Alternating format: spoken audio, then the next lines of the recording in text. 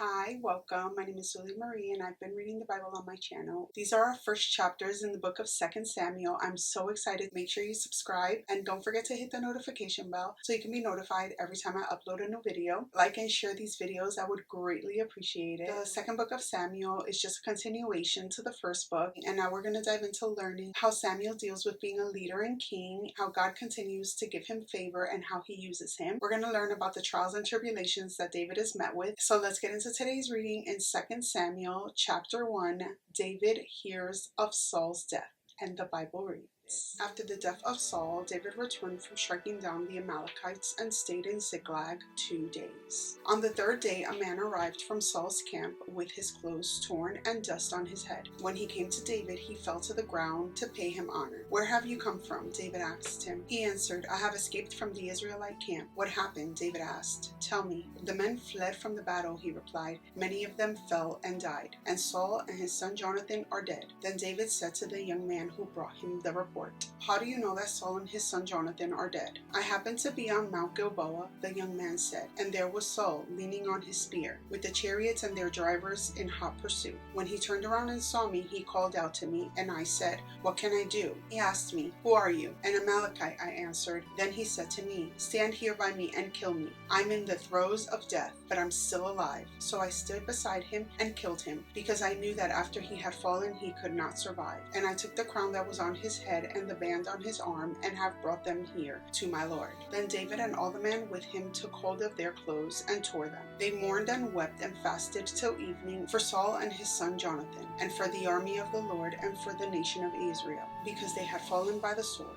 David said to the young man who brought him the report, "Where are you from?" "I am the son of a foreigner, an Amalekite," he said. David asked him, "Why aren't you afraid to lift your hand to destroy the Lord's anointed?" Then David called one of his men and said, "Go strike him down." So he struck him down, and he died. For David had said to him, "Your blood be on your own head. Your own mouth testified against you when you said, 'I killed the Lord's anointed.'" David's lament for Saul and Jonathan. David took up his lament concerning Saul and his son Jonathan, and he ordered that the people of Judah be taught this lament of the bow. It is written in the book of Jashar, "A gazelle lies slain on your heights, Israel. How the mighty have fallen. Tell it not in Gath, proclaim it not in the streets of Ashkelon. Lest the daughters of the Philistines be glad, lest the daughters of the uncircumcised rejoice. Mountains of Gilboa, may you have neither dew nor rain. May no shower fall on your terraced fields. For there the shield of the mighty was despised, the shield of Saul no longer rubbed with oil. From the blood of the slain, from the flesh of the mighty. The bow of Jonathan did not turn back, and the sword of Saul did not return unsatisfied. Saul and Jonathan, in life they were loved and admired, and in death they were not parted. They were swifter than eagles, they were stronger than lions. Daughters of Israel, weep for Saul, who clothed you in scarlet and finery, who adorned your garments with ornaments of gold. How the mighty have fallen in battle. Jonathan lies slain on your heights. I grieve for you, Jonathan, my brother. You were very dear to me. Your love for me was wonderful, more wonderful than that of women. How the mighty have fallen, the weapons of war have perished."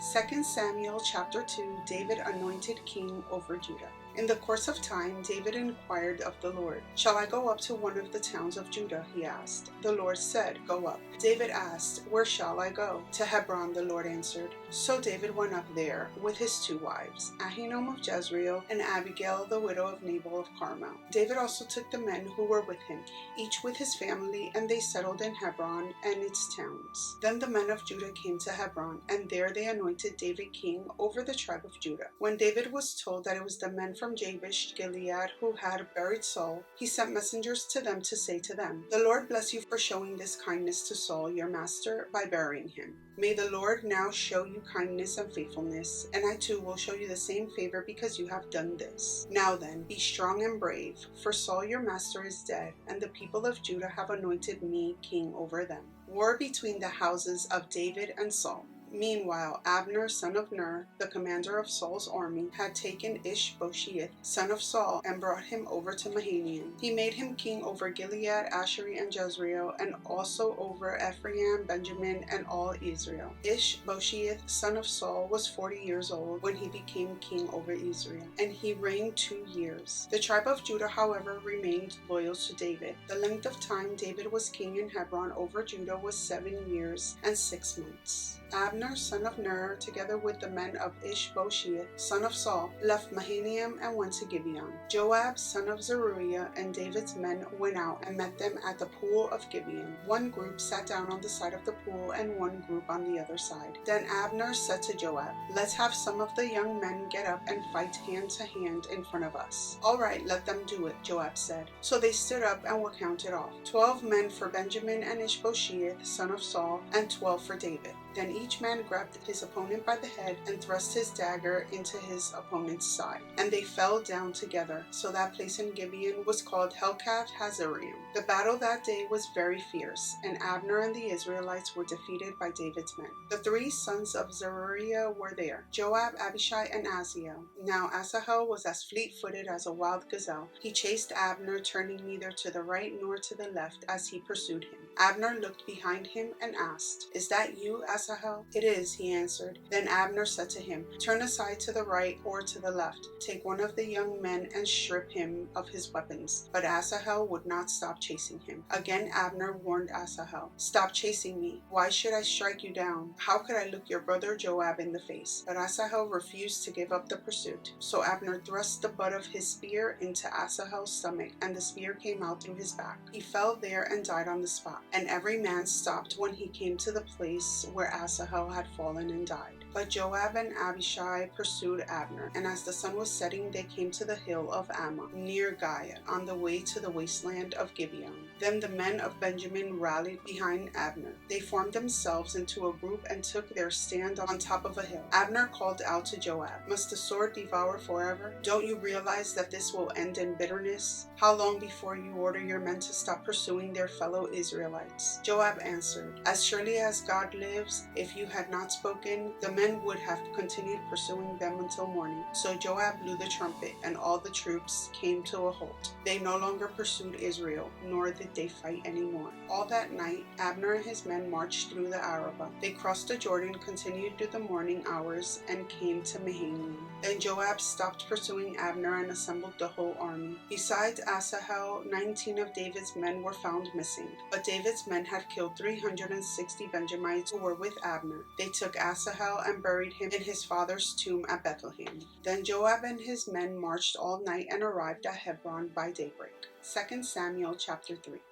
The war between the house of Saul and the house of David lasted a long time. David grew stronger and stronger, while the house of Saul grew weaker and weaker. Sons were born to David in Hebron. His firstborn was Amnon, the son of Ahinoam of Jezreel. His second, Chileab, the son of Abigail, the widow of Nabal of Carmel. The third, Absalom, the son of Maacah, daughter of Talmai, king of Geshur. The fourth, Adonijah, son of Haggith. The fifth, Shephatiah, son of Abital. And the sixth, Ithream, the son of David's wife Eglah. These were born to David in Hebron. Abner goes over to David. During the war between the house of Saul and the house of David, Abner had been strengthening his own position in the house of Saul. Now Saul had had a concubine named Rizpah, daughter of Aiah, and Ish-bosheth said to Abner, "Why did you sleep with my father's concubine?" Abner was very angry because of what Ish-bosheth said. So he answered, "Am I a dog's head on Judah's side? This very day I am loyal to the house of your father Saul, and to his family and friends. I haven't handed you over to David. Yet now you accuse me of an offense involving this woman. May God deal with Abner, be it ever so severely, if I do not do for David what the Lord promised him on oath, and transfer the kingdom from the house of Saul, and establish David's throne over Israel and Judah from Dan to Beersheba." Ish-bosheth did not dare to say another word to Abner, because he was afraid of him. Then Abner sent messengers on his behalf to say to David, "Whose land is it? Make an agreement with me, and I will help you bring all Israel over to you." "Good," said David, "I will make an agreement with you. But I demand one thing of you. Do not come into my presence unless you bring Michal, daughter of Saul, when you come see me." Then David sent messengers to Ishbosheth, son of Saul, demanding, "Give me my wife Michal, whom I betrothed to myself for the price of 100 Philistine foreskins." So Ishbosheth gave orders and had her taken away from her husband Paltiel, son of Laish. Her husband, however, went with her, weeping behind her all the way to Behirim. Then Abner said to him, "Go back home." So he went back. Abner conferred with the elders of Israel and said, "For some time you have wanted to make David your king. Now do it. For the Lord promised David, 'By my servant David I will rescue my people Israel from the hand of the Philistines and from the hand of their enemies.'" Abner also spoke to the Benjamites in person. Then he went to Hebron to tell David everything that Israel and the whole tribe of Benjamin wanted to do. When Abner, who had 20 men with him, came to David at Hebron, David prepared a feast for him and his men.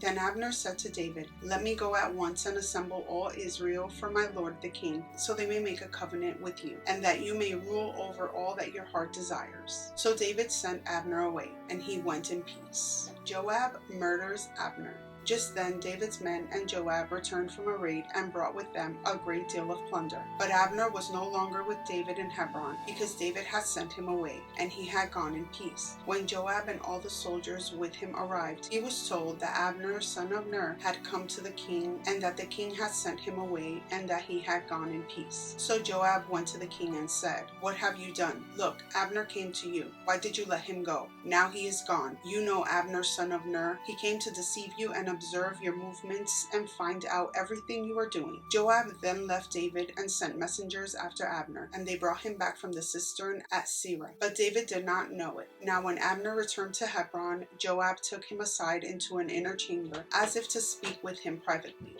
And there, to avenge the blood of his brother Asahel, Joab stabbed him in the stomach, and he died. Later, when David heard about this, he said, "I and my kingdom are forever innocent before the Lord concerning the blood of Abner, son of Ner. May his blood fall on the head of Joab and on his whole family. May Joab's family never be without someone who has a running sore or leprosy, or who leans on a crutch, or who falls by the sword, or who lacks food." Joab and his brother Abishai murdered Abner because he had killed their brother Asahel in the battle at Gibeon. Then David said to Joab and all the people with him, "Tear your clothes and put on sackcloth, and walk in mourning in front of Abner." King David himself walked behind the bier. They buried Abner in Hebron, and the king wept aloud at Abner's tomb. All the people wept also. The king sang this lament for Abner. "Should Abner have died as the lawless die, your hands were not bound, your feet were not fettered. You fell as one falls before the wicked." All the people wept over him again. Then they all came and urged David to eat something while it was still day. But David took an oath, saying, "May God deal with me, be it ever so severely, if I taste bread or anything else before the sun sets." All the people took note and were pleased. Indeed, everything the king did pleased them.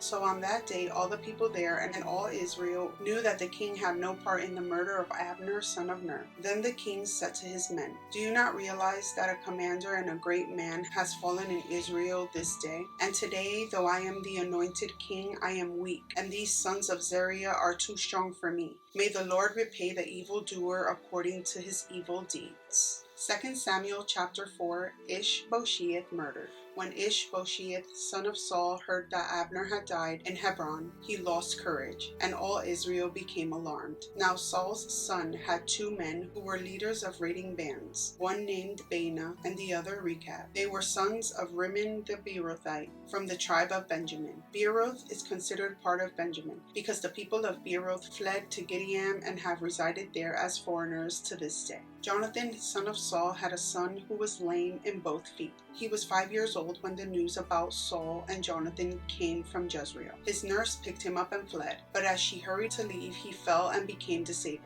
His name was Mephibosheth. Now Rechab and Baanah, the sons of Rimmon the Beerothite, set out for the house of Ishbosheth, and they arrived there in the heat of the day, while he was taking his noonday rest. They went into the inner part of the house as if to get some wheat, and they stabbed him in the stomach. Then Rechab and his brother Baanah slipped away. They had gone into the house while he was lying on the bed in his bedroom. After they stabbed and killed him, they cut off his head, taking it with them. They traveled all night by way of the Arabah. They brought the head of Ishbosheth to David at Hebron, and said to the king, "Here is the head of Ishbosheth, son of Saul, your enemy, who tried to kill you. This day the Lord has avenged my lord the king against Saul and his offspring. David answered Rechab and his brother Baanah, the sons of Rimmon the Beerothite, as surely as the Lord lives, who has delivered me out of every trouble, when someone told me Saul is dead, and thought he was bringing good news, I seized him and put him to death in Ziklag. That was the reward I gave him for his news. How much more when wicked men have killed an innocent man in his own house and on his own bed, should I not now demand his blood from your hand and rid the earth of you? So David gave an order to his men, and they killed them. They cut off their hands and feet and hung the bodies by the pool in Hebron. But they took the head of Ishbosheth and buried it in Abner's tomb at Hebron. We're going to pause our reading here for today. Thank you again for being here and spending this time with me. I pray to see you in our next reading. Many blessings to you. Bye.